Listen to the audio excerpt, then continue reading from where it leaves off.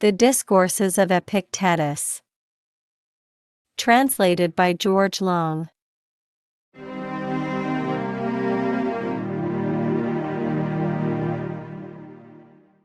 Book 3. Chapter 23. To those who read and discuss for the sake of ostentation.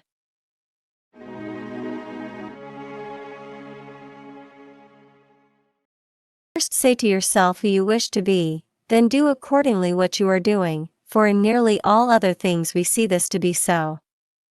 Those who follow athletic exercises first determine what they wish to be, then they do accordingly what follows. If a man is a runner in the long course, there is a certain kind of diet, of walking, rubbing, and exercise. If a man is a runner in the stadium, all these things are different. If he is a pentathlete, they are still more different. So you will find it also in the arts. If you are a carpenter, you will have such and such things, if a worker in metal, such things. For everything that we do, if we refer it to no end, we shall do it to no purpose, and if we refer it to the wrong end, we shall miss the mark. Further, there is a general end or purpose, and a particular purpose. First of all, we must act as a man. What is comprehended in this? We must not be like a sheep, though gentle, nor mischievous, like a wild beast. But the particular end has reference to each person's mode of life and his will. The lute player acts as a lute player, the carpenter as a carpenter, the philosopher as a philosopher, the rhetorician as a rhetorician. When then you say, "Come and hear me read to you," take care first of all that you are not doing this without a purpose. Then if you have discovered that you are doing this with reference to a purpose, consider if it is the right purpose. Do you wish to do good or to be praised? Immediately you hear him saying, "To me what is the value of praise from the many?" And he says, "Well, for it is of no value to a musician, so far as he is a musician, nor to a geometrician." Do you then wish to be useful? In what? Tell us that we may run to your audience room. Now can a man do anything useful to others, who has not received something useful himself? No, for neither can a man do anything useful in the carpenter's art, unless he is a carpenter, nor in the shoemaker's art, unless he is a shoemaker.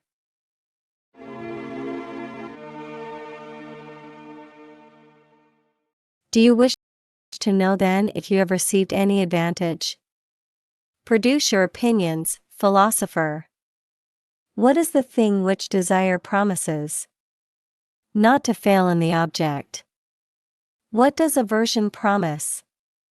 Not to fall into that which you would avoid.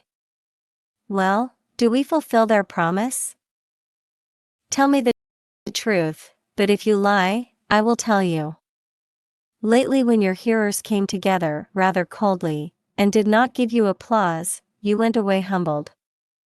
Lately again when you had been praised, you went about and said to all, "What did you think of me?" Wonderful, Master, I swear by all that is dear to me. But how did I treat of that particular matter? Which? The passage in which I described Pan and the nymphs? Excellently. Then do you tell me that in desire and in aversion you are acting according to nature? Be gone, try to persuade somebody else. Did you not praise a certain person contrary to your opinion?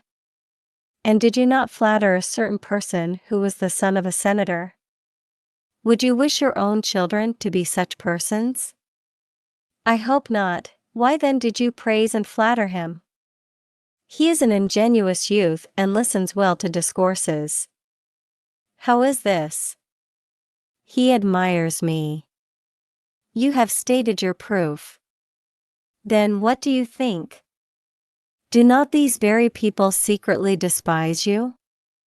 When then a man who is conscious that he has neither done any good nor ever thinks of it, finds a philosopher who says, "You have a great natural talent, and you have a candid and good disposition, What else do you think that he says except this man has some need of me?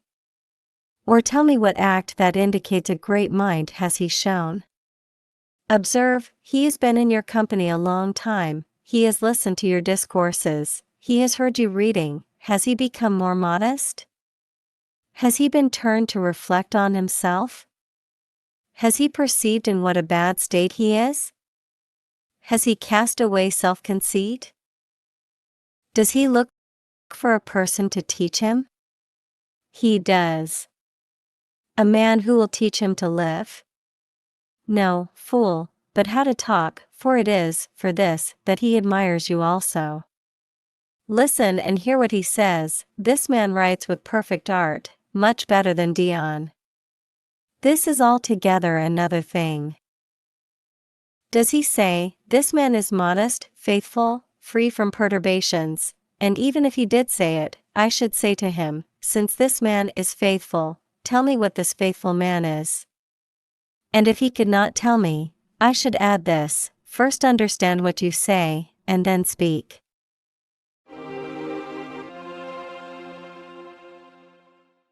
You then, who are in a wretched plight and gaping after applause and counting your auditors, do you intend to be useful to others?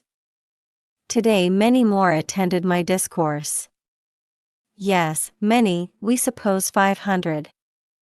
That is nothing, suppose that there were 1,000, Dion never had so many hearers, how could he? And they understand what is said, beautifully. What is fine, master, can move even a stone.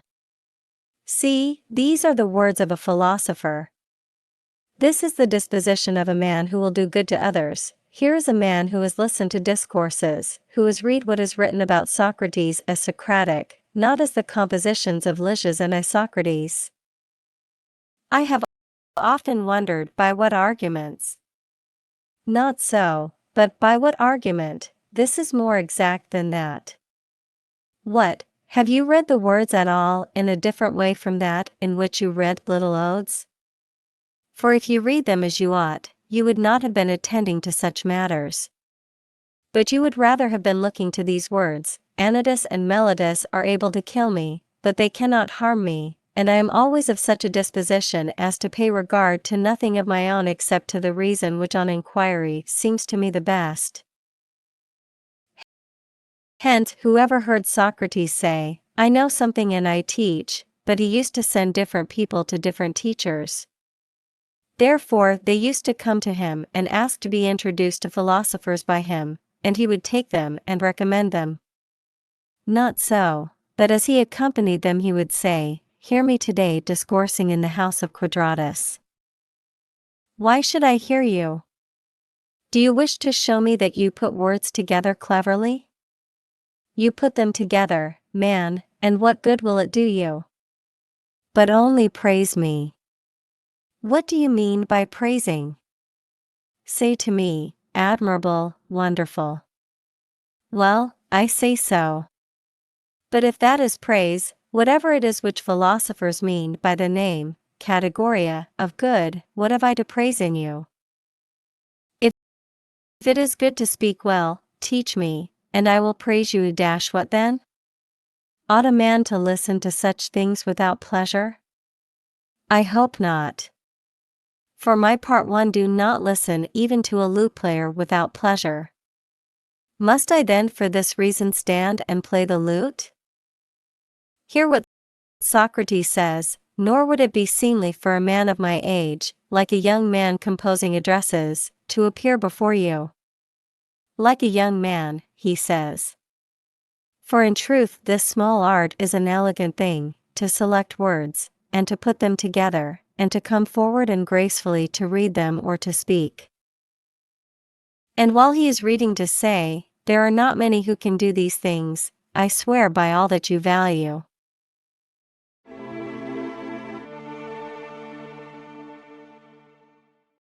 Does a philosopher invite people to hear him?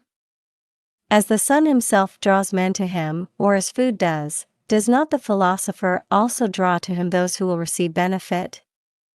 What physician invites a man to be treated by him? Indeed, I now hear that even the physicians in Rome do invite patients, but when I lived there, the physicians were invited. I invite you to come and hear that things are in a bad way for you, and that you are taking care of everything except that of which you ought to take care, and that you are ignorant of the good and the bad and are unfortunate and unhappy.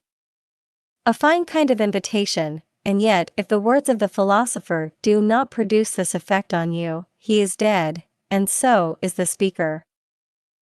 Rufus was used to say, "If you have leisure to praise me, I am speaking to no purpose." Accordingly, he used to speak in such a way that every one of us who were sitting there supposed that someone had accused him before Rufus. He so touched on what was doing, he so placed before the eyes every man's faults.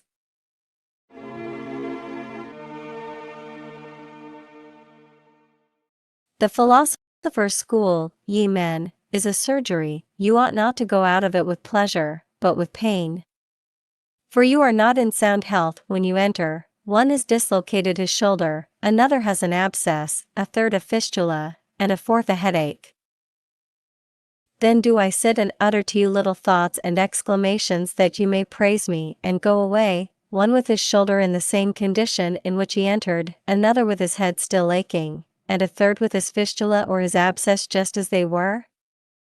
Is it for this, then, that young men shall quit home, and leave their parents and their friends and kinsmen and property, that they may say to you, "Wonderful," when you are uttering your exclamations?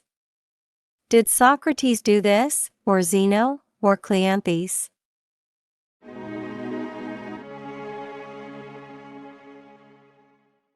What then? Is there not the hortatory style? Who denies it?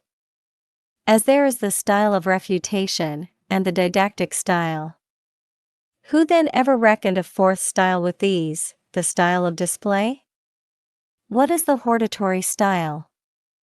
To be able to show both to one person and to many the struggle in which they are engaged, and that they think more about anything than about what they really wish. For they wish the things which lead to happiness, but they look for them in the wrong place. In order that this may be done, 1,000 seats must be placed and men must be invited to listen, and you must ascend the pulpit in a fine robe or cloak and describe the death of Achilles. Cease, I entreat you by the gods, to spoil good words and good acts as much as you can. Nothing can have more power and exhortation than when the speaker shows to the hearers that he has need of them. But tell me who, when he hears you reaching or discoursing, is anxious about himself or turns to reflect on himself. Or when he is gone out says, "The philosopher hit me well, I must no longer do these things." But does he not, even if you have a great reputation, say to some person, "He spoke finely about Xerxes," and another says, "No, but about the battle of Thermopylae"? Is this listening to a philosopher?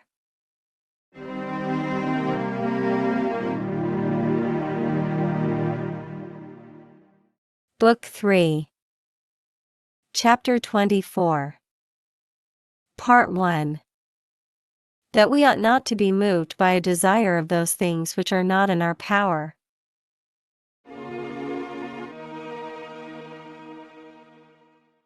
Let not that which in another is contrary to nature be an evil to you, for you are not formed by nature to be depressed with others, nor to be unhappy with others, but to be happy with them. If a man is unhappy, remember that his unhappiness is his own fault, for God has made all men to be happy, to be free from perturbations. For this purpose he has given means to them, some things to each person as his own, and other things not as his own, some things subject to hindrance and compulsion and deprivation, and these things are not a man's own, but the things which are not subject to hindrances are his own. And the nature of good and evil, as it was fit to be done by him who takes care of us and protects us like a father, he has made our own. But you say, "I have parted from a certain person, and he is grieved." Why did he consider as his own that which belongs to another?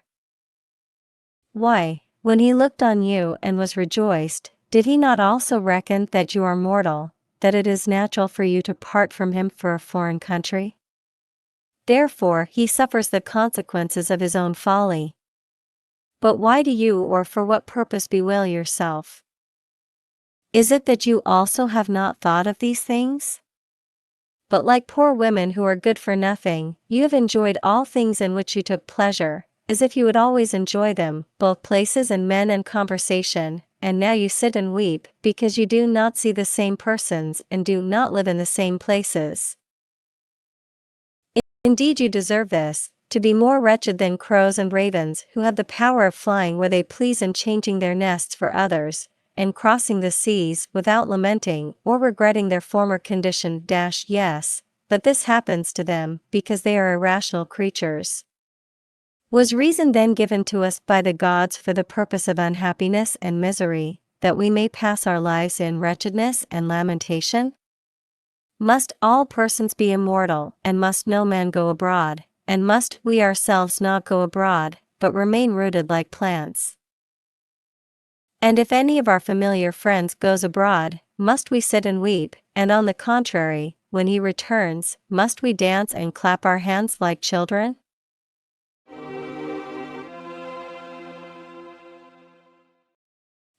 Shall we not now wean ourselves and remember what we have heard from the philosophers?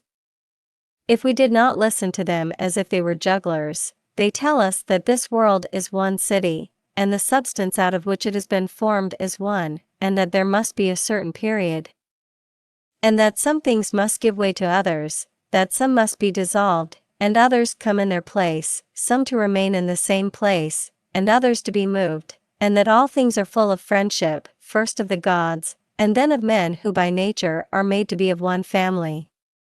And some must be with one another, and others must be separated, rejoicing in those who are with them, and not grieving for those who are removed from them. And man, in addition to being by nature of a noble temper and having a contempt of all things which are not in the power of his will, also possesses this property, not to be rooted nor to be naturally fixed to the earth, but to go at different times to different places, sometimes from the urgency of certain occasions, and at others merely for the sake of seeing. So it was with Ulysses, who saw of many men the states, and learned their ways. And still earlier it was the fortune of Hercules to visit all the inhabited world, seeing men's lawless deeds and their good rules of law, casting out and clearing away their lawlessness and introducing in their place good rules of law. And yet how many friends do you think that he had in Thebes, how many in Argos, how many in Athens? And how many do you think that he gained by going about? And he married also, when it seemed to him a proper occasion, and begat children, and left them without lamenting or regretting or leaving them as orphans, for he knew that no man is an orphan, but it is the Father who takes care of all men always and continuously. For it was not as mere report that he had heard that Zeus is the father of men, for he thought that Zeus was his own father, and he called him so, and to him he looked when he was doing what he did. Therefore he was enabled to live happily in all places. And it is never possible for happiness and desire of what is not present to come together. For that which is happy must have all that it desires, must resemble a person who is filled with food, and must have neither thirst nor hunger. But Ulysses felt a desire for his wife and wept as he sat on a rock. Do you attend to Homer and his stories in everything? Or if Ulysses really wept, what was he else than an unhappy man? And what good man is unhappy? In truth, the whole is badly administered, if Zeus does not take care of his own citizens, that they may be happy like himself. But these things are not lawful nor right to think of, and if Ulysses did weep and lament, he was not a good man. For who is good if he knows not who he is? And who knows what he is, if he forgets that things which have been made are perishable, and that it is not possible for one human being to be with another always? To desire, then, things which are impossible is to have a slavish character, and is foolish. It is the part of a stranger, of a man who fights against God in the only way that he can, by his opinions.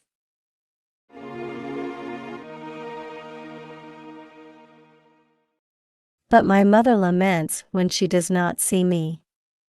Why has she not learned these principles?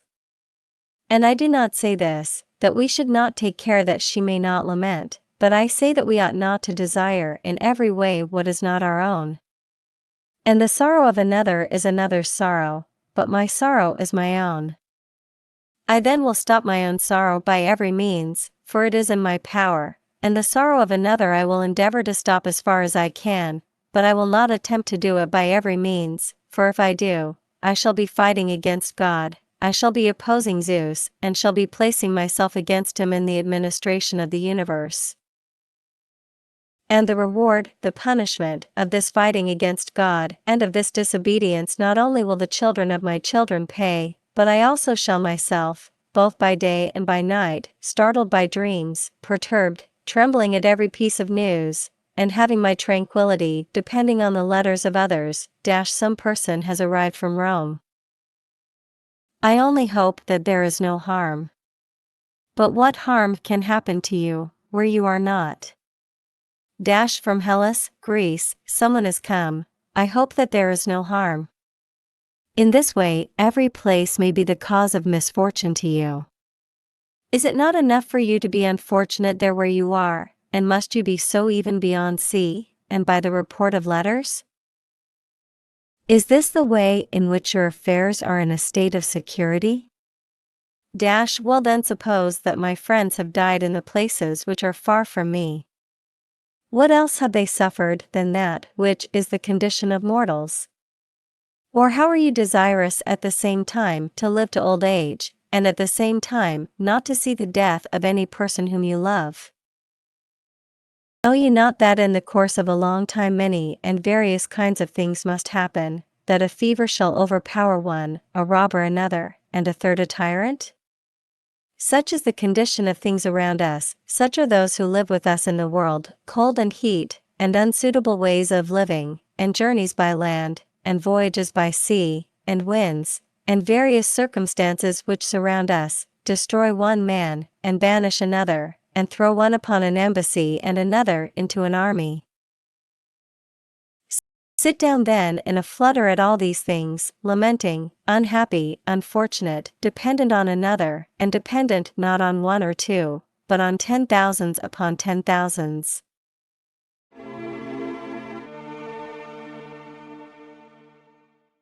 Did you hear this when you were with the philosophers? Did you learn this? Do you not know that human life is a warfare? That one male must keep watch, another must go out as a spy, and a third must fight? And it is not possible that all should be in one place, nor is it better that it should be so.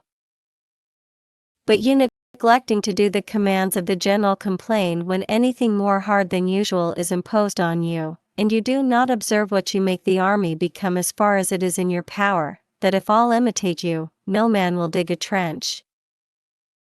No man will put a rampart round, nor keep watch, nor expose himself to danger, but will appear to be useless for the purposes of an army. Again, in a vessel if you go as a sailor, keep to one place and stick to it. And if you are ordered to climb the mast, refuse, if to run to the head of the ship, refuse, and what master of a ship will endure you? Will he not pitch you overboard as a useless thing, an impediment only and bad example to the other sailors? And so it is here also, every man's life is a kind of warfare, and it is long and diversified. You must observe the duty of a soldier and do everything at the nod of the general, if it is possible, divining what his wishes are, for there is no resemblance between that general and this, neither in strength nor in superiority of character. You are placed in a great office of command and not in any mean place, but you are always a senator. Do you not know that such a man must give little time to the affairs of his household, but be often away from home either as a governor or one who is governed, or discharging some office, or serving in war or acting as a judge? Then do you tell me that you wish, as a plant, to be fixed to the same places and to be rooted? Yes, for it is pleasant.